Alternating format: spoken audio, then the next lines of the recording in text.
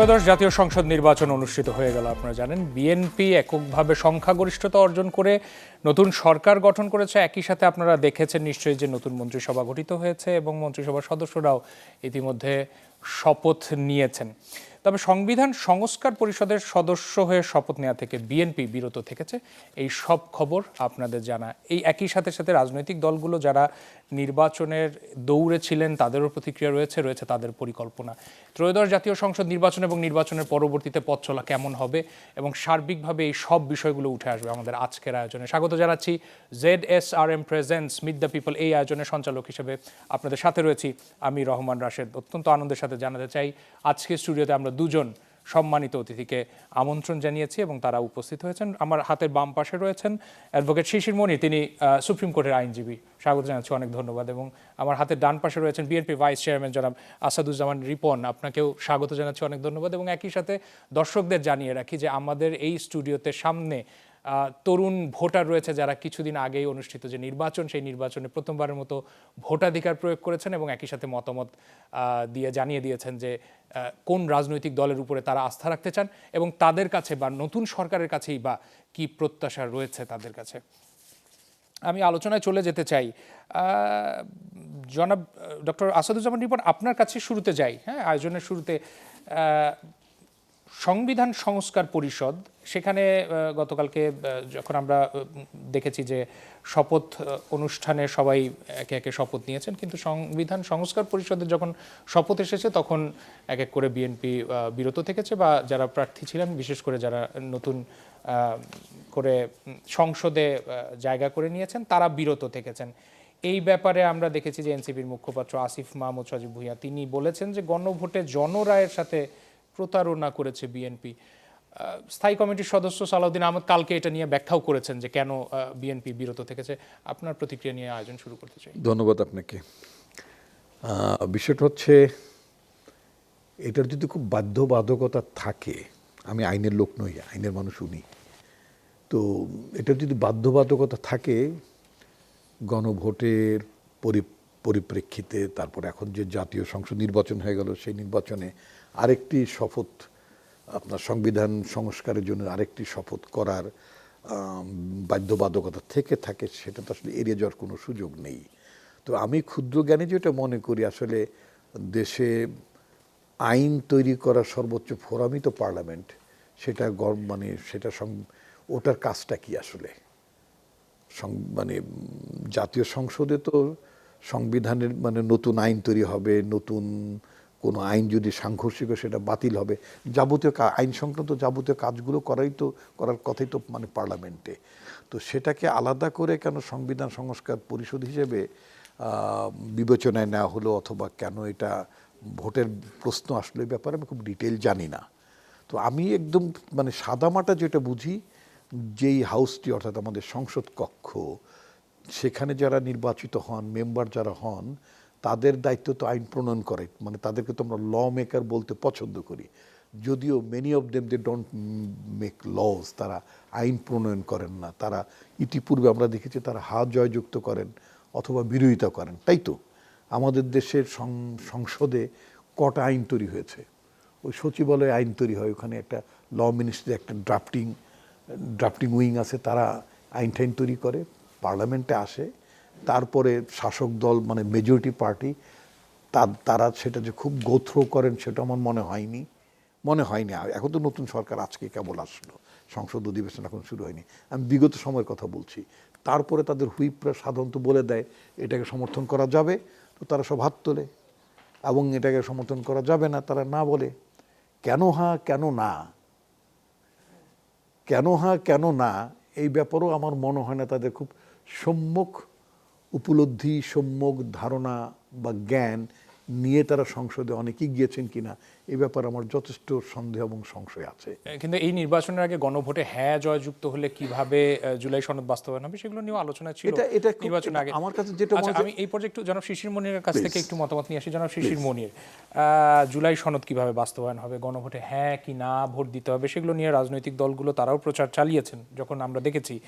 আপনি কি মনে করেন যে সেইটা কিভাবে বাস্তবায়ন হবে, অর্থাৎ জুলাই সনদ বাস্তবায়নের যে পদ্ধতিগত বিষয়গুলো সেগুলোতে সংস্কারের একটা বড় ঘাটতি থেকে গেছে? হ্যাঁ, এটাতে গতকালকে যা দেখলাম তা তো ফ্রাস্ট্রেটিং। বিএনপি এরকম করে হঠকারী সিদ্ধান্ত নিবে তা আমি স্বপ্নেও ভাবিনি এবং ভাবনার কথাও নয়। কারণ জুলাই সনদ বাস্তবায়ন আদেশে স্পষ্ট করে বলে দেওয়া হচ্ছে, যেহেতু 2024 সালের জুলাই আগস্টে সংঘটিত ছাত্র জনতার সফল গণ অভ্যুত্থানের মাধ্যমে প্রকাশিত জনগণের সার্বভৌম ক্ষমতা ও অভিপ্রায়ের ভিত্তিতে অন্তর্বর্তী সরকারের পরামর্শক্রমে রাষ্ট্রপতি এই আদেশ জারি করেন। তাহলে এই আদেশে জুলাই এই সনদটাতে বাস্তবায়ন করার জন্য রাষ্ট্রপতি একটা আদেশ জারি করেছেন।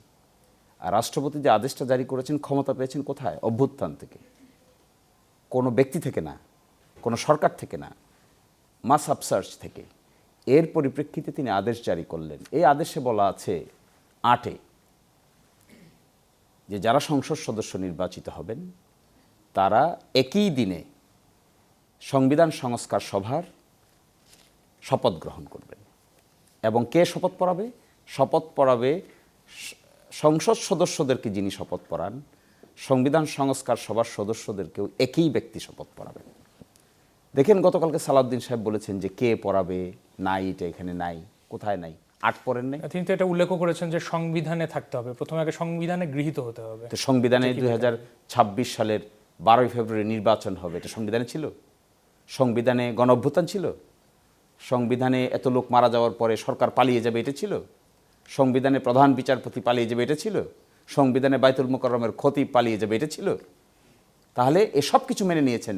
এখন এসে যখন সংবিধান সংস্কারের প্রশ্ন আসবে, এখন বলতেছেন সংবিধানে নাই।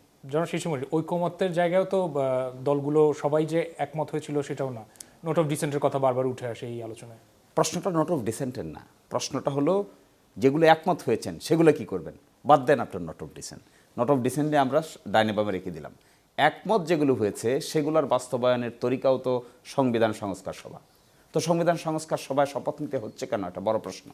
নর্মালি আমরা দেখেছি বাংলাদেশের সংবিধান পার্লামেন্টে 2/3 মেজরিটিতে যে কয়বার সংশোধন হয়েছে, এগুলো সব সময় পরবর্তীতে সুপ্রিম কোর্টে চ্যালেঞ্জ হয়ে অসাংবিধানিক ঘোষণা হয়ে গেছে। 5th অ্যামেন্ডমেন্ট অসাংবিধানিক হয়ে গেছে, 13th অ্যামেন্ডমেন্ট অসাংবিধানিক হয়ে গেছে, 8th অ্যামেন্ডমেন্ট অসাংবিধানিক হয়ে গেছে, তারপরে 16th অ্যামেন্ডমেন্ট অসাংবিধানিক হয়ে গেছে। ওগুলোকে পার্লামেন্টে পাশ করে নাই? অবশ্যই করেছে। এই জন্য আমরা চিন্তা করেছিলাম ঐকমত্য কমিশনে যে আমরা একটা সংবিধান সংস্কার সভা করব, আর ওই সংবিধান সংস্কার সভায় গৃহীত সংস্কারগুলো পরবর্তীতে কোনো আদালতে চ্যালেঞ্জযোগ্য হবে না। এই প্রোটেক্টিভ মেজারটা এখানে নেওয়া হলো। আসলেন ক্ষমতায় 2/3 মেজরিটিতে। 13ই নভেম্বর 2026 সালে 13ই নভেম্বর 2025-এ এই আদেশ জারি করা হয়েছে। এতদিন বলেন নাই কেন মানবেন না? যে ইলেকশন হয়ে গেল, 200 কয়টা আসন পেয়ে গেলেন, পুরাপুরি চেহারা চেঞ্জ হয়ে গেল। জনশিশুমণি, একটু থামাই আপনাকে। এই যে যে বলছেন যে সংস্কারের কথাগুলো, সেটা তো এখনো হওয়া সম্ভব। দেখেন কি সেই সুযোগ তো আছে, মানে সংসদ আইনে বলা হয়েছে, অধিবেশন তো হবে। আইনে বলা হয়েছে যেদিন সংসদ সদস্যদের শপথ হবে, দেখেন আইন অমান্যকারীরা এরকমই হয়, উদ্ধত বঙ্গীর লোকেরা এরকম হয়। সংসদ সদস্য হিসেবে শপথ গ্রহণের পর একই শপথ অনুষ্ঠানে এই আদেশের সংবিধান সংস্কার সবার শপথ গ্রহণ করিতে হইবে। তো পাবেন, আবার বেঁকে যেতে পারবেন? একই শপথ অনুষ্ঠান আপনি আবার একটা পাবেন?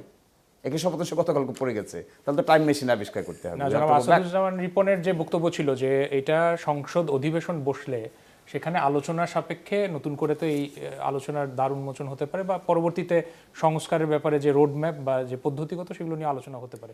সেই সুযোগ কি দেখেন? করতে পারেন, জি। কিন্তু আপনি যে আইনটা মানলেন না প্রথম দিনই, কেন এই ছক্কা পেটাতে গেলেন? কেন হাম্বল হলেন না? যদি নাও নিতেন তাহলে অপরাপর রাজনৈতিক দলের সঙ্গে 2 দিন আগে আলোচনা করতেন, আলোচনা করে বলতেন যে এই জিনিসটা আপনারাও নিয়েন না, আমরাও নিব না, let it be discussed in the parliament and the next session let it be amended in accordance with our consensus. That could have been the better solution. না করে একটা হঠকারী অহংকার দেখালেন। সে অহংকারটা কি? 200 কতটা সিট পেয়ে গেছি, আমরা নিব না বলে দিলাম, বাকিরা তো মিয়া বিবি রাজি, তো কেয়া করে কাজী, তাই হবে। আচ্ছা, এই পর্যায়ে আমাদের যারা সামনে অতিথি রয়েছেন বা দর্শক রয়েছেন তাদের কাছ থেকে কয়েকটা প্রশ্ন নিতে চাই আমরা। নাম পরিচয় দিয়ে প্রশ্নটি করবেন সংক্ষেপে। আসসালামু আলাইকুম, আমি তাজরিয়ান মাহমুদ, পড়াশোনা করছি আহসানুল্লাহ বিজ্ঞান ও প্রযুক্তি বিশ্ববিদ্যালয়ে। আমার প্রশ্ন হচ্ছে রিপন স্যারের কাছে। আজকে যে আলোচনার বিষয় শিশির মনির স্যার বললেন যে সালাউদ্দিন আহমেদ বলেছেন যে সংবিধান সংস্কার পরিষদটি হচ্ছে আমাদের সংবিধানে নেই, আগে গৃহীত হতে হবে। সো যেখানে উনি যেখানে এমপি হিসেবে দাঁড়ানো হিসেবে বক্তব্যটা দিলেন, তিনিও কিন্তু সংবিধান অনুযায়ী এমপি না, তাহলে ওনার বক্তব্যটা কি ভিত্তিহীন হলো না? আর পাশাপাশি হচ্ছে আমরা দেখতে পাচ্ছি বিএনপি ক্ষমতায় আসার পরপরই আওয়ামী লীগের অফিসগুলো তালা খোলা শুরু হয়ে গেছে। এর মাধ্যমে কি বিএনপি আওয়ামী লীগের বাংলাদেশে আবার ফিরে আসার কি সূচনা করলো?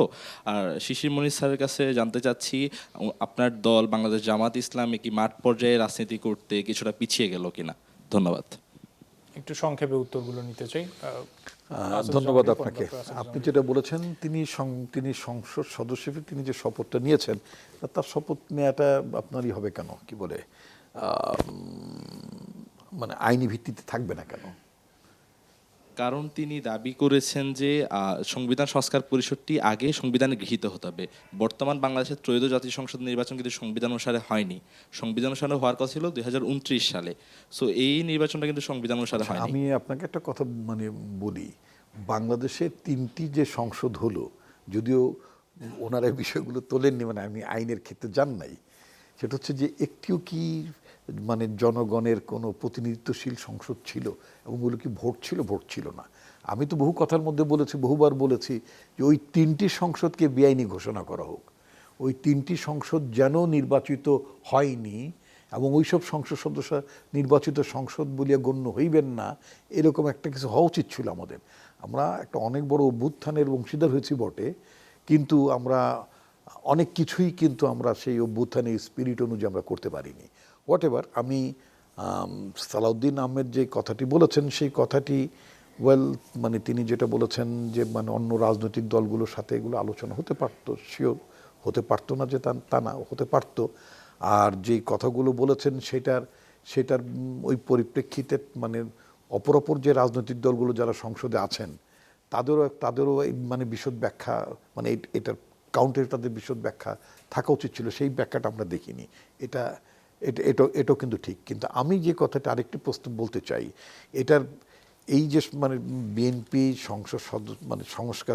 সংবিধান সংস্কার পরিষদে শপথ না নেওয়ার কারণে আমরা ইনিশিয়ালি শুনলাম যে Jamaat Islami, NCP and other parties, ওই 11 দলীয় জোটের তারা শপথ নেবেন না বলে তারা ডিসিশন নিয়েছিলেন। উইদিন ফিউ আওয়ার্স তারা আবার সংসদ সদস্য হিসেবে শপথও তারা নিলেন। এই যে হঠাৎ করেই তারা সিদ্ধান্ত বদলান, একবার জানালেন তারা শপথ নিচ্ছেন না, তখন আমরা বুঝলাম যে একটা স্টেলমেট হচ্ছে, বোধ একটা জটিলতা তৈরি হচ্ছে। বাট আবার পরক্ষণে আবার সংসদে তারা শপথ নিলেন। এটা ভালো হয়েছে যে একটি শুরুর দিন থেকে একটা জটিল রাজনীতিতে কথা থাকবে, সমালোচনা থাকবে, নানা ইস্যু থাকবে, এবং সেটা গণতন্ত্রের জন্য, সংসদীয় রাজনীতির জন্য সেটা ভালো। কিন্তু এটা খুব ক্লিয়ার হওয়া উচিত ছিল যে যারা ইনিশিয়ালি বললেন যে তারা শপথই নেবেন না, আন্ডার হোয়াট সার্কামস্টেন্সেস, কেন, কোন কম্পালশনে আবার তারা শপথ নিলেন, সেই ব্যাখ্যাটাও তাদের দেওয়া উচিত ছিল। আচ্ছা, যারা শিশিরমণির কাছে একটা প্রশ্ন গেছে, সেই আপনি প্রশ্ন করেছেন যে রুট লেভেলে কি আমরা দুর্বল হয়ে গেছি কিনা। আমরা ইলেকশন করেছি 227টায়, আর বাকিগুলোতে ইলেকশন করেছে জোটের অন্যান্য, কম্বাইন যদিও সাপোর্ট করেছে, কিন্তু করেছেন অন্যান্যরা। আপনি যদি টোটালটা দেখেন তাহলে দেখতে পাবেন যে অন্য যে কোনো সময়ের তুলনায় ভোটের পার্সেন্টেজগত দিক থেকে ইট ইনক্রিজড এ লট। আবার অ্যাট দ্য সেম টাইম এটাও বলতে পারেন যে সমস্ত জায়গায় 2 থেকে 5,000 ভোটের ব্যবধানে হেরেছে। এই সমস্ত জায়গায় কেউ যদি বলে যে আরও ড্রাইভ দিলে হতো, আরও অনেক বেশি ইফেক্টিভ কর্মী বাহিনী দরকার ছিল, রুট লেভেল অর্গানাইজেশন স্ট্রং হওয়া দরকার ছিল, আপনার এই criticism is valid. I accept that criticism. We are always in favour of accepting good things. আর শুধুমাত্র না বলবো সবেই না বলবো, একসময় নিজের জন্মকেও না বলবো, তা তো আর হবে না। So what we say the right thing, if you have any credible criticism against us, we are always ready to accept the criticism. I am accepting your criticism. We could have been much more careful in terms of the root level politics. অনেক ধন্যবাদ। আমরা আরেকটা প্রশ্ন নিতে চাই, খুব সংক্ষেপে প্রশ্নটা করলে। জি। আচ্ছা, সংক্ষেপে আসসালামু আলাইকুম, আমার নাম নাসির, সাউথ ইস্টার্ন ইউনিভার্সিটি থেকে। আমার প্রশ্নটা হচ্ছে, যখনই কোনো সরকার আসে পুরাটা কন্ট্রোল করতে চায়, তো প্রথম দিনই এই জিনিসটা অনেকটা আভাব আমি পেয়েছি। তো যখনই কন্ট্রোল করতে চায় তখনই আমরা একজন খায়রুল হকের মতো, বিচারপতি খায়রুল হকের মতো মানুষ পেয়ে যাই। তো আবারও কি বিএনপি ওইরকম খায়রুল হক তৈরি করতে পারবে কিনা, আমার আপনার কাছে প্রশ্ন। আচ্ছা, এই উত্তরটা বরং নেই, একটা ছোট বিরতি থেকে আসি, দর্শকদের কাছে একটা ছোট বিরতি যেতে চাই। ZSRM presents meet the people দেখছেন, একটা ছোট বিরতির সময় হলো, আমাদের সাথেই থাকুন, ফিরছি কিছু সময় পর। স্বাগত আরও একবার, আপনারা দেখছেন ZSRM presents meet the people. বিরতির আগে আলোচনায় ছিলাম এবং আমার সাথে দুজন সম্মানিত অতিথি রয়েছেন জনাব শিশির মনিন, রয়েছেন ডক্টর আসাদুজ্জামান রিপন। বিরতির আগে আমাদের দর্শক সারি থেকে একটা প্রশ্ন এসেছিল, প্রশ্নটা আরও একবার সংক্ষেপে শুনে উত্তরে চলে যেতে চাই। আচ্ছা, প্রশ্নটা হচ্ছে, আমরা যখনই দেখি যখন প্রধানমন্ত্রী আসে, যেমন 200-এরও বেশি আসন পেয়েছে, তো পুরাটা একটা কন্ট্রোল করার একটা চিন্তাভাবনা তাদের মধ্যে দেখা যাচ্ছে মনে হচ্ছে আমার। তো সেখান থেকে আমার একটা ভয় জাগছে মনের মধ্যে, যে তারা কি আবার খায়রুল হকের মতো একজন তৈরি করবে কিনা আমাদের দেশে। তো এটা আমার আপনার কাছে প্রশ্ন। কার কাছে উত্তর চান? ওনার কাছে। শিশির মনির, আপনি উত্তর। এটি যদি করার চেষ্টা করা হয়, দ্যাট উড বি আনফর্চুনেট। এটা হবে অ্যাবর্টেড চাইল্ড। এই কাজ করতে চেষ্টা করা হলে এটা অ্যাবর্শন হবে আমার বিবেচনায়, কারণ মানুষ প্রতিবাদের রাস্তা শিখে গেছে। অথরিটারিয়ান গভর্নমেন্টকে কেউ পছন্দ করে না। মানুষ সবাই তার সেলফ প্রেস্টিজ, ডিগনিটি আর ফ্রিডম নিয়ে ব্যস্ত। Right two privacy is very important. আমার প্রাইভেট রাইটে কেউ যদি ইন্টারফেয়ার করতে চান, যত বড় ক্ষমতাধরই হন না কেন, তিনি শেষ পর্যন্ত মসনদ রক্ষা করতে পারবেন না। This is the lesson from last movement. ফলে 2/3 মেজরিটি পেয়েছেন, প্রথম দিন যা দেখিয়েছেন এটা ব্যাড। শপথ না নেওয়াটা হাম্বলনেস হলো না, শপথ না নেওয়াটা বিনয়ী ভাব হলো না, শপথ না নেওয়াটা অহংকারের বহিঃপ্রকাশ হলো। আরেকটা প্রশ্ন নিতে চাই, জি, হাতে মাইক্রোফোন আছে। আচ্ছা, আমি হচ্ছে রাফাত, আমি চিটাগাং ইউনিভার্সিটি থেকে আসছি। আমার প্রশ্নটা হচ্ছে, অন্তর্বর্তীকালীন সরকারের জাতীয় নিরাপত্তা উপদেষ্টা থেকে সরাসরি বিএনপির নেতৃত্বাধীন টেকনোক্র্যাট মন্ত্রী, পররাষ্ট্রমন্ত্রী হিসাবে নিয়োগ পাওয়া, উনার প্রসঙ্গে বিএনপিকে কি সেই পদটা চাপিয়ে দেওয়া হয়েছে, নাকি তারা ইচ্ছাকৃতভাবে তাকে নিয়েছেন? এবং দ্বিতীয় আমার যে প্রশ্নটা, বিএনপি ক্ষমতায় আসার পরে আওয়ামী লীগের অফিসগুলো খুলতে শুরু করেছে, এটা কিভাবে দেখছেন না, এবং এটা কি আপনাদের নির্দিষ্ট কোনো আইনের মাধ্যমে বা নির্দিষ্ট কোনোভাবে আপনারা এটাতে সহযোগিতা করছেন কিনা? ডক্টর আসাদুজ্জামান রিপন। ধন্যবাদ আপনাকে। একটা হচ্ছে যে প্রফেসর মোহাম্মদ ইউনূস তো আসলে বিএনপির যিনি পররাষ্ট্রমন্ত্রী হবেন, মানে একজন তো ইতিমধ্যে হয়েছেন, আমি সেটা কথা বলছেন, অর্থাৎ কে হবেন এটা তো ইউনূস সাহেব চাপিয়ে দিতে পারেন না, বা মানে আমার মনে হয় না তিনি এরকম কাউকে প্রতিনিধি হিসেবে প্রেরণ করেছেন বলে আমি মনে করি না। আমি যেটা মনে করি, যেহেতু আমি আউট অফ গভর্নমেন্ট, আমি তো সরকারের কেউ নই, সুতরাং I can't speak like that যে under what consideration BNP took him as their foreign affairs minister. হ্যাঁ, ডক্টর খলিল কি বলে, মানে সক্ষম মানুষ, তিনি ভালো ডেলিভারি করেছেন ডক্টর মোহাম্মদ ইউনূসের মানে ক্যাবিনেটে, মানে তার অন্তর্বর্তীকালীন সরকারে নিঃসন্দেহে তিনি ভালো কাজ করেছেন। পার্টিকুলারলি একেবারে শেষ মুহূর্তে তিনি যে ইউএস কটন নিয়ে যে একটা ডিল করলেন আমেরিকার সাথে, বাংলাদেশের গার্মেন্টস ইন্ডাস্ট্রির জন্য এটা একটা ব্রেক থ্রো স্টেপ আমি বলতে চাই। কারণ ভারত আমাদের মাঝে মধ্যেই তুলো দেয় না, বর্ডার আটকে দেয়, মানে সীমান্ত দিয়ে মানে আমি বলছি যে ল্যান্ড বর্ডার, এই জায়গাগুলোতে তারা মাঝে মধ্যে ঝামেলা করে।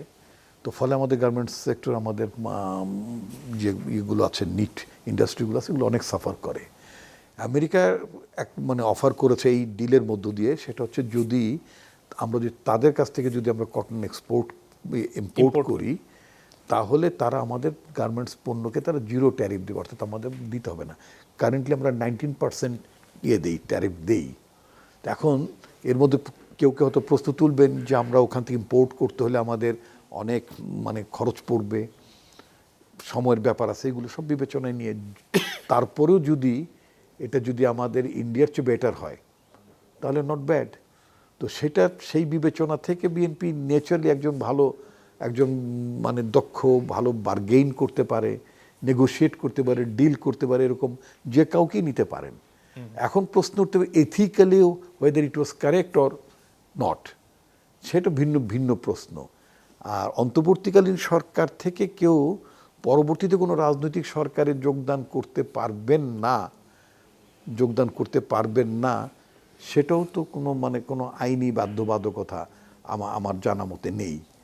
এখন একটা ব্যক্তির উপর নির্ভর করবে। কেউ যদি মনে করে যে I served under interim government, আমি অন্য কারোর সাথে সম্পর্ক রাখবো না। যেমন কিছু লোক আছে অলরেডি মানে শপথ নেওয়ার আগেই তারা দেশ ছেড়ে তাদের আরেক জায়গায় চাকরিতে চলে গেছেন। That is a different issue. But যদি কোনো সরকার কাউকে নিতে চান ফর হিজ এফিসিয়েন্সি, তাকে দরকার দেশের স্বার্থে, উনি তো টেকনোক্র্যাট, অথবা যিনি আসবেন তিনি যদি মনে করেন ওয়েল আমি আমার দেশকে সার্ভ করতে পারি, এটা এটা এটা মানে সেখানে কোনো বাধা দেখছেন না? মিউচুয়াল। এটা দ্বিতীয় প্রশ্নের উত্তরটা দ্বিতীয় প্রশ্ন করেছিলেন। হ্যাঁ, দ্বিতীয় প্রশ্ন আপনি যেটা করেছেন এটা আমার কাছে খুবই disturbing. To tell you very frankly, আমি নিজেই খুব ডিস্টার্ব ফিল করছি আফটার সিইং দিস মানে কাইন্ড অফ মানে রিপোর্টস। আজকে বোধহয় আমি একটা নোয়াখালীর একটা ঘটনা দেখলাম যে তারা মানে তাদের পার্টি অফিসের তালা খুলে তারা একটা ব্যানার ট্যানার টাঙিয়ে কয়েকটা স্লোগান দিয়ে তার পত্রিকার ভাষায় সটকে পড়েছে। মানে আমার কথা বলছি না। আরেকটা ঘটনা যেটা আসলে পঞ্চগড়ের একটা উপজেলায় এরকম একটা ঘটনা ঘটেছে, দুটো ইনসিডেন্ট ঘটেছে। তো ফলে হয়তো পলাতক শক্তি তারা হয়তো মনে করেছে যে নির্বাচন, শপথ, সরকার গঠন, সব মানে সবাই শপথ সব দলই তো ব্যস্ত, মানে সবাই গুড জেস্টারের মধ্যে আছে, হ্যান্ডশেক করছে, মোলাকাত করছে, এই ধরনের একটা টাইম মানে যেটাকে বলে এটা সবাই একটা সৌহার্দ্যমূলক সময়, এই টাইমটাকে মানে অনেক সময় বেছে নিয়েছে। হ্যাঁ, হানিমুন পিরিয়ডে আছে। আমি একটু ঘটনা বলি। আমরাও তো আন্দোলন করতাম, তো দেখা গেল যে আওয়ামী লীগ যখন 5ই জানুয়ারিতে ইলেকশনটা করে ফেললো, তো আমাদের নামে অনেক মামলা আছে, আমাদের চলতে ফিরতে থাকতে তো অনেক সমস্যা হয়। তা আমরা ধরে নিলাম যে ইলেকশনটা যখন করে ফেলতেই পেরেছে এবং গদিতেও বসে গেছে, এখন হয়তো আমাদের প্রতি একটু চাপ কমবে। তো সেই হিসেবে দেখা গেলো যে আমরা একটু বাড়ি ঘরে এসে ঘুমানোর চিন্তা করলাম, তো একটু অল্প বিস্তর হাঁটার চেষ্টা করলাম।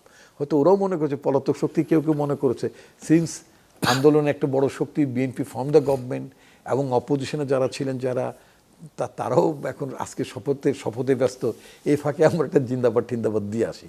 আমার মনে হয় এই ধরনের একটা অপরচুন মোমেন্ট খুঁজেছে। বাট যে কথাটি আমি জানি তরুণদের মধ্যে অনেকেরই প্রশ্ন, তোমাদের যে মনের প্রশ্ন যে আকুতি অথবা তোমাদের যে অনুভূতি, তা থেকে বিন্দু মাত্র আমার মানে কি বলে আমার ভাবনা প্রতিক্রিয়া ভিন্ন না। আমি নিজেও এটা দেখে আগেই বলেছিলাম খুব ডিস্টার্ব ফিল করেছি। এই ব্যাপারে আমাদের সদা জাগ্রত থাকতে হবে এবং পলাতক শক্তি কোনোভাবেই যাতে কোনো ফাঁক ফোকর দিয়ে ঢুকতে না পারে। সকল রাজনৈতিক দল এবং তোমরা যারা তারুণ্যের শক্তি, তোমরা হবে ভ্যানগার্ড, এদেরকে ঠেকাতে হবে। দেখতে পাচ্ছি কি বিএনপির কিছু স্থানীয় পর্যায়ের নেতাকর্মী তাদের এইসব কর্মকাণ্ডে সহযোগিতা করতেছে। এক্ষেত্রে কি বিএনপির হাইকমান্ডের সাথে তাদের স্থানীয় নেতাকর্মীর সাথে সম্পর্ক না, কিংবা হাইকমান্ডের কোনো নির্দেশনা কি তারা শুনছেন না, এমন কি কোনো কিছু? না, শোনার ব্যাপার না। বিষয়টা হচ্ছে কি, আমি যেটা বলি টু টেল ভেরি ফ্র্যাঙ্কলি, এই মানে আমি একটু একটু আলাপ করি। কতগুলো বিষয়টা হয় কি, মানে লেভারেজ দেওয়ার কতগুলো প্রবণতা থাকে। একবার এনসিপির এক তরুণ নেতার সাথে আমি একটা টক শোতে ছিলাম অনেক আগে, মানে বোধহয় বছরখানেক আগে শুরুতে। তখন তারা ওই যে আওয়ামী লীগের নির্বাচিত বা ডিফাঙ্ক যেগুলো মানে ওগুলো সব বন্ধ করে দেওয়া হলো, সিটি কর্পোরেশন, পৌরসভা, এগুলো তাদের যারা কমিশনার ছিল তাদের নিয়ে তারা একটা মিটিং করলো প্রকাশ্যে, এবং এটা নিয়ে যখন সমালোচনা হলো আমি প্রশ্নটা রেজ করলাম যে পতিত স্বৈরাচারের এবং বাতিল পৌরসভা সিটি কর্পোরেশনের মেয়রদের যারা জনগণের বিপক্ষে অবস্থান করেছে তাদেরকে নিয়ে সভা কেন? এটা এনসিপি এই সভাটা করেছিল। তখন এনসিপির একজন দায়িত্বশীল নেতা তিনি এটা এক্সপ্লেইন করলেন, আমি নামটা নাই বলি, এক্সপ্লেইন করলেন যে সবাই তো অপরাধ করেনি, এই যে ফার্স্ট লেভারে দল এইভাবে যারা অপরাধ করেনি তাদেরকে নিতে অসুবিধা কোথায়, তাদেরকে যোগদান করতে অসুবিধা কোথায়? ওই যে তখন স্থানীয় সরকার একটা নির্বাচন আয়োজনের একটা তোড়জোড় ছিল এনসিপির পক্ষ থেকে। তো সেখানে আমি যেটা মনে করি ব্যাপক প্রতিবাদ এবং মানুষ এটা ভালো চোখে দেখেনি বলে ওই অ্যাটেম্পটা মানে ফয়েল হয়েছে। আমি সেই কথাটি তোমাদের উদ্দেশ্যে বলতে চাই, আন্দোলনটা তো শুধু বড় বড় রাজনৈতিক দলের প্ল্যাটফর্ম করে, ইট ইজ ইউ, তোমরা আন্দোলনটা করেছো মূলত, যাদের সাইনবোর্ড ছিল না, বিশেষ কোনো দল করতো না, তারা তারা তাদের তারুণ্যের মানে চেতনা থেকে, স্বপ্ন থেকে তারা একটা পরিবর্তন দেখতে তারা মাঠে নেমেছে। আমি মনে করি, স্টিল মনে করি, তোমরা যদি ভ্যানগার্ড হয়ে থাকো, তোমরা যদি অপোজ করো, জন্য we don't like to see it. আমরা পতিত স্বৈরাচার এইগুলোকে, এই ফ্যাসিবাদের দোসরদেরকে, তাদের এজেন্টদেরকে আমরা তাদেরকে মানে রিহ্যাবিলিট হতে কোনোভাবেই আমরা দিতে চাইতে পারি না। তোমাদের এই অ্যাটিটিউডটা যদি খুব জাগ্রত থাকে, আফোল যদি এই অ্যাটিটিউডটা করতে পারো, আমি মনে করি কোনো রাজনৈতিক দলের পক্ষে এটা সম্ভব না। যদিও নির্বাচনের আগে স্থানীয় পর্যায়ে মার্সে, মানে according to newspaper reports, পত্রপত্রিকায় যেটা দেখেছি, কোনো কোনো জায়গায় এই ধরনের একটু লিবারেল অ্যাটিটিউড ছিল, টু মানে মানে অন্যদের কিছু ভোট ঠোট চাওয়া বা পাওয়ার আশায়। ওই ক্ষেত্রে যদি আমরা যদি আরও সব দলগুলোর কথা বলছি, সবাই যদি খুব কঠোর অবস্থানে থাকতো, নো ম্যাটার হোয়াট, তাহলে it could have been better, অনেক ভালো হতো। জনগণ নিশ্চয়ই সচেতন থাকবে, জনাব শিশির মনির, জনগণ তো সচেতন থাকবে, সংসদের প্রধান বিরোধী দলও নিশ্চয়ই খুব টাফ টাইম দিবে বা চ্যালেঞ্জ ছুড়বে সরকারের প্রতি। আমরা একসময় এটাও লক্ষ্য করেছি যে আপনি ফেসবুক স্ট্যাটাসে লিখেছেন যে রাজনীতিতে নতুনত্ব আনা দরকার, অর্থাৎ ছায়া মন্ত্রিসভা নিয়ে কথা হয়েছে, বেশ আলোচিত একটা বিষয়, যেটা বাংলাদেশের মানুষ খুব বেশি এটার সাথে পরিচয় ঘটেনি। একটু জানাবেন যে আপনাদের কি সেটাই কি কৌশল হবে, যে এটা দিয়ে বা ছায়া মন্ত্রিসভা গঠন করে আপনারা সরকারের জবাবদিহিতা নিশ্চিত করতে চান? আমরা মনে করি রাজনীতিতে গুণগত পরিবর্তন আসা জরুরি। 5ই আগস্টের পরে পচা রাজনীতি আর কেউ দেখতে চায় না। তাহলে সেই গুণগত পরিবর্তনের রাজনীতিটা কি? এই রাজনীতিটা হলো কে কার চাইতে বেশি ডেলিভার করতে পারে, এর নাম হলো গুণগত পরিবর্তন। কমপ্লেক্স ইস্যু কে কত ক্রিয়েটিভ ওয়েতে সলভ করে মানুষের সামনে উপস্থাপন করতে পারে, that should be the qualitative change of the politics. খালি রেটরিক বলে গালি গালাজ, বকা বকি, ডানে বামে, unnecessary time consuming. So what we expect পার্লামেন্টের লিডার যিনি হয়েছেন তিনি এবং তার বাহিনী বা তার মন্ত্রিসভা এমন কিছু ক্রিটিক্যাল প্রবলেমের সলিউশন বাইর করবে যেখানে ইয়াং প্রজন্ম সহ সকলে অ্যাপ্রিসিয়েট করবে। That is what is important. যদি না পারেন তাহলে উই উইল ফর্ম, পারলেও ফর্ম, না পারলেও form, we are going to form A shadow cabinet, যে ক্যাবিনেটে হোম মিনিস্টারের এগেনস্টে আরেকটা বডি তৈরি করবো, আমরা ফাইন্যান্স মিনিস্টার এগেনস্টে বডি তৈরি করব, ল মিনিস্টার এগেনস্টে বডি তৈরি করব, ইন্ডাস্ট্রি মিনিস্টার এগেনস্টে বডি তৈরি করব, ফরেন মিনিস্ট্রির এগেনস্টে বডি তৈরি করব। তাদের কাজ হবে, ভালো কাজ যদি সরকার করে টু অ্যাপ্রিসিয়েট দেম, ভালো কাজ যদি না করে দেন ক্যাচ দেম। শুধু ক্যাচ করলেই হবে না, অল্টারনেটিভ কি ভালো কাজ হওয়া উচিত তারও রূপরেখা প্রদর্শন করতে হবে। এর মাধ্যমে দুটি ঘটনা ঘটে। এক হইল বিরোধী দল পরবর্তী সরকার পরিচালনার জন্য প্রস্তুতি নেয়, অ্যাট দ্য সেম টাইম বর্তমানটাকে কনস্ট্রাকটিভ ওয়েতে পরিচালনার মেকানিজম বের করে। তো জামায়াতে ইসলামীর পার্লামেন্টের অ্যাটিটিউড হবে এরকম। কোরআন শরীফ একটা আয়াত আছে, ওয়ালা তাআওয়ানু আলাল বিররি ওয়াত তাকওয়া লা তাআওয়ানু আলাল ইসমি ওয়াল উদওয়ান। তোমরা পরস্পরকে ভালো কাজে সহযোগিতা করো, কিন্তু মন্দ কাজে সহযোগিতা করো না। আমাদের পলিসি হবে এটা। তারা যদি ভালো কাজ করে, যেটা পাবলিক ইন্টারেস্টের পরে হবে, উইল অ্যাপ্রিসিয়েট। এবং দেখবেন এইবারই দীর্ঘদিন পরে বাংলাদেশের পার্লামেন্টে দেখতে পাবেন কি করে সরকারকে অ্যাপ্রিসিয়েট করতে হয়। আবার অ্যাট দ্য সেম টাইম এটাও দেখবেন কি করে সরকারের বিরুদ্ধে প্রতিবাদ গড়ে তুলতে হয়।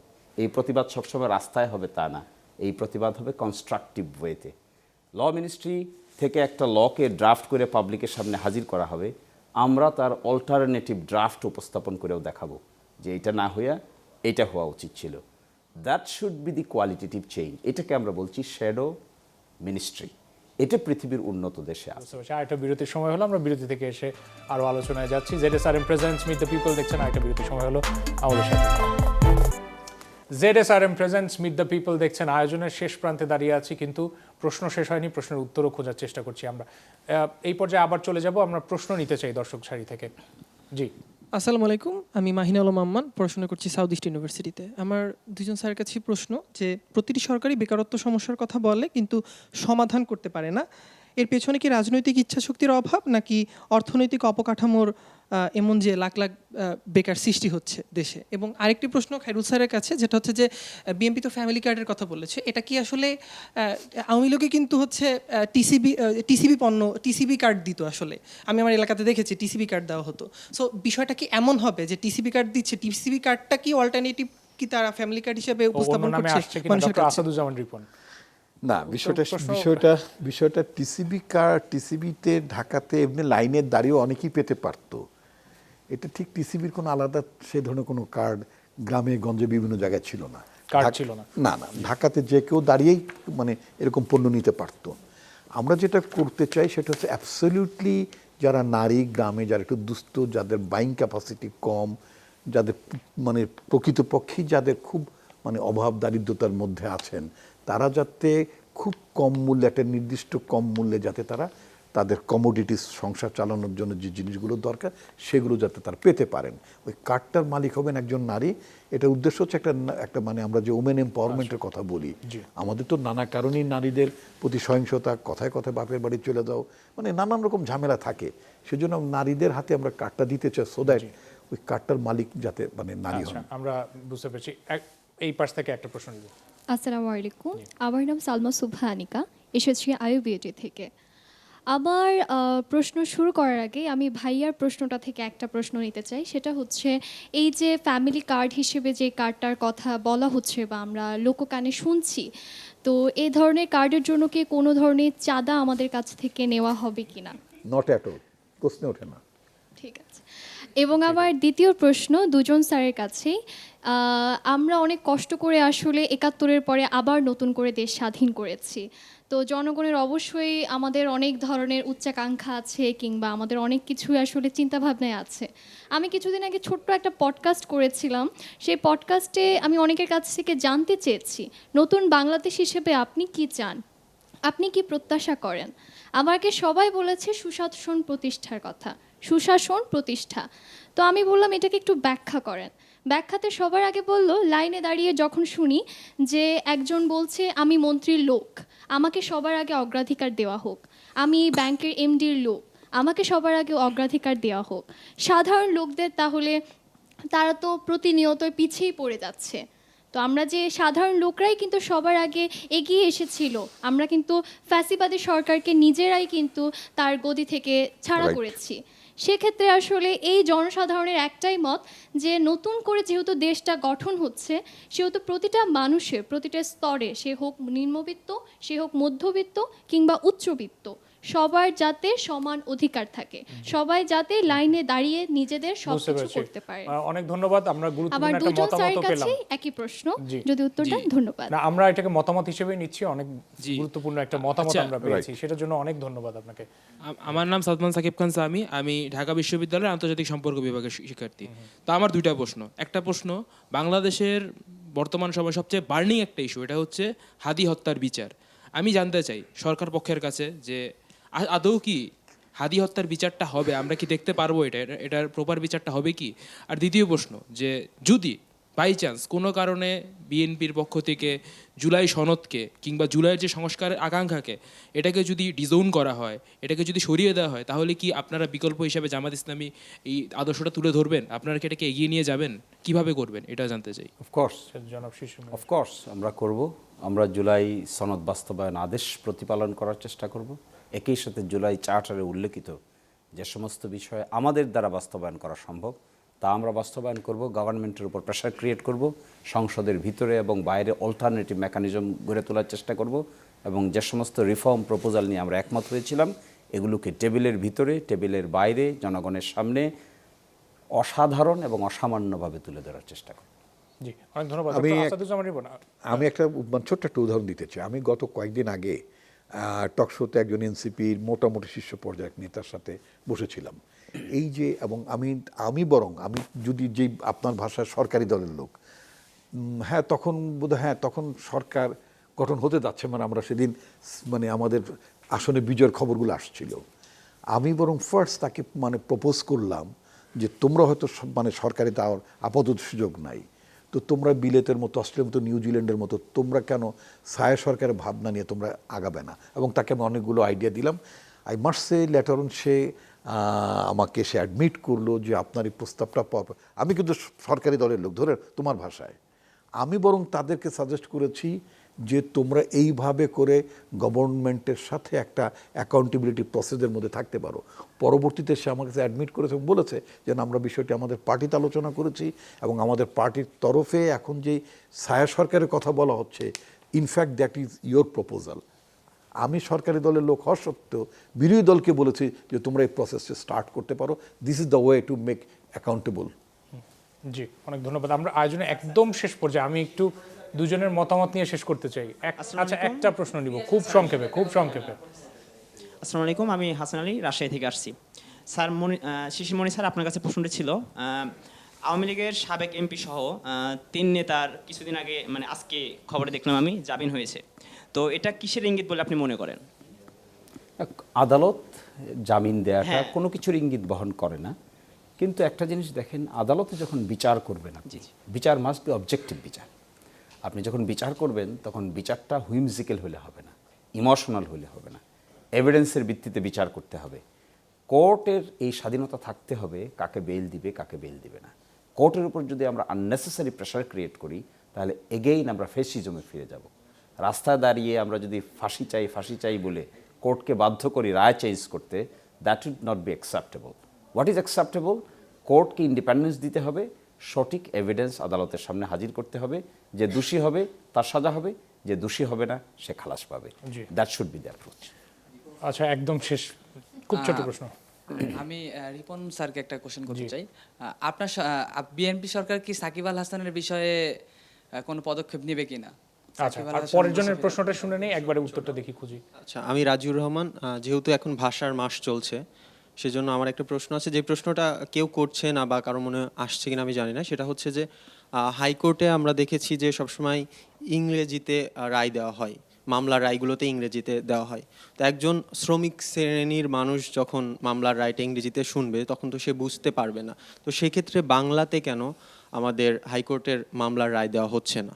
এই বিষয়ে আপনারা কি পদক্ষেপ গ্রহণ করছেন বা কি করতে চাচ্ছেন? দুইটা প্রশ্ন দুজনের কাছ থেকে নেই না, মানে ডক্টর আসাদুজ্জামান রিপন, সাকিব আল হাসানের বিষয়ে সরকার নমনীয় হবে কিনা বা তাদের কি কৌশল হবে? না, আমি টোটালি ভেরি ফ্র্যাঙ্কলি, কেবল তো আজকে গভর্নমেন্ট সচিবালয়ে গেল, তো সুতরাং এগুলো তো সিদ্ধান্ত নেওয়ার বিষয়, গভর্নমেন্ট চিন্তা করবেন, ক্রীড়ামন্ত্রী যিনি আছেন তিনি মানে সিদ্ধান্ত নেবেন। এটা আজকেই কিন্তু ঠিক উপযুক্ত উত্তরটা আমি দিতে পারবো না। আমি যদি বলে দেন নেবে না, সেটাও যেমন ঠিক হবে না, আবার যদি বলি নেবে, সেটাও বোধহয় ঠিক হবে না। আর ভাষার মাসের কথা যেটা বলছে, আমি যদি একটু বলতে চাই, কিছুদিন আগে আমি চীনা সরকারের আমন্ত্রণে মানে চীনে গিয়েছিলাম, তো অনেক বড় হাসপাতালে মানে গেলাম, এন্টায়ার মানে চিকিৎসার ফাইন্ডিংস থেকে শুরু করে রেকমেন্ডেশন, ওষুধের নামটা যা কিছু সব কিছু পুরোটা বই আকারে আমাকে তারা আলটিমেটলি দিলে, যে আপনার এরকম সনদের মতো এরকম একটা বই, আরও সুন্দর করা, পুরোটাই চীনা ভাষায়। এটা তো বোধগম্য হওয়ার কোনো কারণ নাই। পরবর্তীতে আমি চ্যাটজিপিটির হেল্প নিয়ে আমি পরে সমস্যাগুলো বুঝলাম। তা এখানে আইনজীবী আছেন, আমি মনে করি চীনারা যদি রোগের মতো বিষয়গুলো নিয়ে যদি তাদের নিজেদের ভাষায় লিখতে পারে, ওষুধ দিতে পারে, সবকিছু করতে পারে, রায়ের ক্ষেত্রে আমরা বাংলা ব্যবহার করি, রায়ের আরজি বা রায় এগুলো মানে বাংলায় করার মধ্যে কোনো সমস্যা আমি মনে করি। যে এটার পিছনে মূল কারণ হলো বাংলাদেশের যে মেজর লগুলো আছে এগুলোর মূল টেক্সটটা এখনো ইংরেজিতে। Penal code, criminal procedure code, civil procedure code, তারপরে লিমিটেশন অ্যাক্ট, এগুলোর অরিজিনাল টেক্সট এখনো ইংরেজিতে রয়ে গেছে। এই জন্য আমরা একটা রিট পিটিশন করেছিলাম, ঢাকা বিশ্ববিদ্যালয়ের প্রফেসর, ল মিনিস্ট্রি সহ 12 জনকে নিয়ে কমিটি করা হয়েছে, যে অরিজিনাল লগুলোকে কী করে ট্রান্সলেট করে বাংলা করা যায়, অফিসিয়াল বাংলা, ব্যক্তিগত বাংলা না, official Bangla. That project is under process. তো আমরা পুশ করছি each and every day. Supreme court থেকে একটা সফটওয়্যার দেওয়া হয়েছে, ওই সফটওয়্যারে কিছু ইংরেজি জাজমেন্টকে বাংলায় করা হচ্ছে, কিন্তু যেহেতু টার্মিনোলজিক্যাল ব্যবহার আছে, কিছু উল্টাপাল্টা বাংলাও আছে। তো এগুলো তো টেকনিক্যাল ব্যাপার। এই জন্য মূল আইনগুলো যখন বাংলায় প্রণীত হবে তখন সহজ হবে বাংলায় রায় দেওয়াটা। This is under process. কাজটা কঠিন, but we have to do this. I was the writ petitioner, আমি নিজেই মামলা ফাইল করেছিলাম। আচ্ছা, আমি একদম নির্বাচন পরবর্তী বাংলাদেশ বা নতুন সরকারের কি প্রত্যাশা হবে বা কি পরিকল্পনা, 1 মিনিট করে দুজনের কাছ থেকে নিতে চাই। ডক্টর আসাদুজ্জামান রিপন। স্ট্রেট কাট, মানুষ একটা পরিবর্তন চেয়েছে, আমি যেটা মনে করি মানুষ পরিবর্তন চেয়েছে, সেই পরিবর্তনটা মানুষের কাছে পৌঁছে দেওয়া, মানুষ যাতে সন্তুষ্ট হয় যে আমি এটার জন্য লড়াই করেছিলাম, এটার জন্য আমাদের মানুষরা জীবন দিয়েছিল, সুতরাং এটা ফুলফিল হয়েছে, এইটি তো মানুষের প্রত্যাশা। মানুষের প্রত্যাশা অনেক বড় কিছু না ওভারঅল। জি, শিশিমণি। আমার প্রত্যাশা হলো সরকার ইনসাফ ভিত্তিক কাজ করার চেষ্টা করবে, অহংকারী হবে না, হাম্বল হবে, করাপশন থেকে বের হইতে হবে, প্রবলেম সলভিং অ্যাটিটিউড নিতে হবে, কথা কম বলে কাজ বেশি করতে হবে, যে ভালো কাজ করতে পারবে তাকে গভর্নমেন্ট পিপল অ্যাপ্রিসিয়েট করবে, ভালো কাজ করতে না পেরে রাজনৈতিক ক্যাচাল থেকে দূরে সরতে হবে, ক্যাপাসিটিওয়ালা লোকদেরকে সরকারে আনতে হবে, হু ক্যান ডেলিভার। অনেক অনেক অনেক ধন্যবাদ। আমরা ইনসাফের কথা যদি হয় তাহলে হাদি হত্যার যে বিচারটা এটার ব্যাপারে একটা প্রপার ফ্রেমওয়ার্ক আমরা এখনো জাতির সামনে পাই নাই। এটা আসলে এটা আমাদের সব তরুণদের দাবি। এটা কি মানে এক্স্যাক্টলি এটা কি, এটা আমরা জানতে চাচ্ছি। Government I cannot do that, I am in opposition. বেকারত্ব নিয়ে আমার একটা না, প্রশ্ন আমি ছিল, যেটা বলতে আমাদের চাই, আয়োজন শেষ করতে হবে। আনফর্চুনেটলি আমাদের দেশের বিচার ব্যবস্থা, আমরা যে মানে সাগরুনি হত্যাকাণ্ডের ব্যাপার কতবার আদালতকে আমরা পিছাতে দেখলাম, ডেট পিছাতে দেখলাম। ওই ধরনের ঘটনা যাতে পুনরাবৃত্তি না হয়, আমাদের যে সরকার আজকে মানে দায়িত্ব নিয়েছেন, আজকেই তো মূলত অফিস শুরু করলেন তারা, আমি বিশ্বাস করতে চাই যে তারা এটাকে অত্যন্ত প্রায়োরিটির সাথে বিবেচনা করবেন এবং এটাকে এগিয়ে নেবেন এবং প্রকৃত যারা এটার জন্য দায়ী তাদেরকে বিচার আওতায় এনে দৃষ্টান্তমূলক শাস্তির ব্যবস্থা তারা জি, করবেন। অনেক আমি ধন্যবাদ মনে আপনাদের। করি খলিলুর রহমান সাহেবকে এভাবে নেওয়াটা ঠিক হয় নাই। জনমনে প্রশ্ন দেখা দিয়েছে, সন্দেহ দেখা দিয়েছে। এক ইঞ্জিনিয়ারিংয়ের প্রশ্নটা একটু গভীর হয়েছে, সরকারের উচিত এটা রিভিউ করা। আচ্ছা, বুঝতে পারছি। অনেক ধন্যবাদ আপনাদের দুজনকে, ডক্টর আসাদুজ্জামান রিপন এবং জনাব শিশির মনি, আপনাদের দুজনকে অনেক ধন্যবাদ এবং সেই সাথে যারা আগত যারা তরুণ ভোটার আমাদের সাথে উপস্থিত ছিলেন তাদেরকে অনেক ধন্যবাদ জানিয়ে শেষ করতে চাই আজকের আয়োজন। দেখছিলেন ZSRM presents meet the people. আজকের মতো আয়োজন শেষ করছি। সবাই ভালো থাকবেন, শুভরাত্রি, আগামী পর্বে দেখা হবে।